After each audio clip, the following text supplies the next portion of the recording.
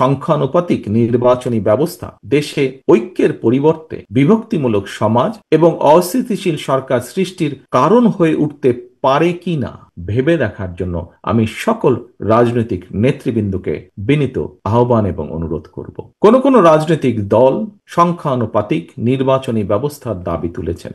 বিশ্বের কোন কোন দেশে সংখ্যানুপাতিক নির্বাচনী ব্যবস্থার বিধান রয়েছে, তবে বাংলাদেশের বিদ্যমান বাস্তবতায় এবং ভৌগোলিক রাজনৈতিক প্রেক্ষাপটে এই মুহূর্তে বাংলাদেশের জন্য এই ব্যবস্থাটি কতটুকু উপযোগী অথবা উপযোগী কিনা সেটি গুরুত্বের সঙ্গে ভেবে দেখা জন্য আমি সকলের প্রতি অনুরোধ রাখব।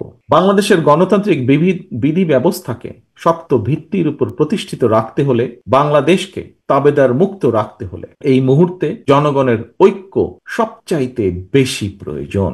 কিন্তু সংখ্যানুপাতিক নির্বাচনী ব্যবস্থা দেশে ঐক্যের পরিবর্তে বিভক্তিমূলক সমাজ এবং অস্থিতিশীল সরকার সৃষ্টির কারণ হয়ে উঠতে পারে কিনা এই বিষয়গুলো গুরুত্ব সহকারে আরো একবার ভেবে দেখার জন্য আমি সকল রাজনৈতিক নেতৃবৃন্দকে বিনীত আহ্বান এবং অনুরোধ করব। রান্নায় আমার ভালোবাসা Jamuna gas stove. Jamuna gas stove, আধুনিক, নিরাপদ ও দীর্ঘস্থায়ী। সংখ্যানুপাতিক নির্বাচনী ব্যবস্থার আড়ালে পুনরায় দেশের রাজনীতিতে নিজেদের অজান্তেই পতিত পরাজিত পলাতক ফ্যাসিস্ট অপশক্তির পুনর্বাসনের পথ সুগম করে দেওয়া হচ্ছে কিনা এই বিষয়টিও আমাদের প্রত্যেকের অত্যন্ত সিরিয়াসলি ভাবা দরকার। আমি মনে করি নিত্য নতুন ইস্যু যদি আমরা সামনে নিয়ে আসতে থাকি, এর সুযোগে ষড়যন্ত্রকারীরা আবারও মাথা চাড়া দেওয়ার সুযোগ পাবে। গণতান্ত্রিক রাজনৈতিক দলের প্রিয় সহকর্মীবৃন্দ, অন্তর্বর্তীকালীন সরকারের পক্ষে জনগণের প্রতিদিনের সমস্যা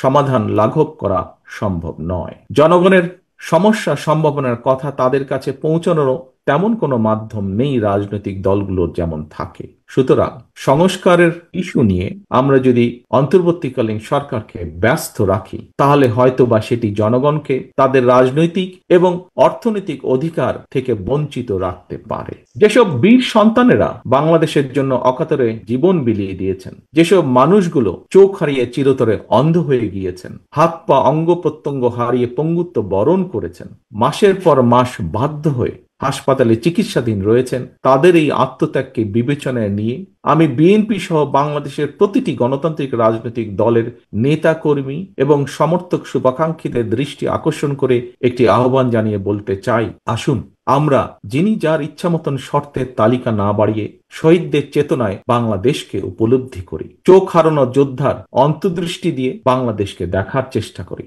চিকিৎসাধীন এবং আহতদের আর্তনাদের সঙ্গে একত্রিত হয়ে শহীদদের আকাঙ্ক্ষার আলোয় বাংলাদেশকে আমরা গড়ে তুলি।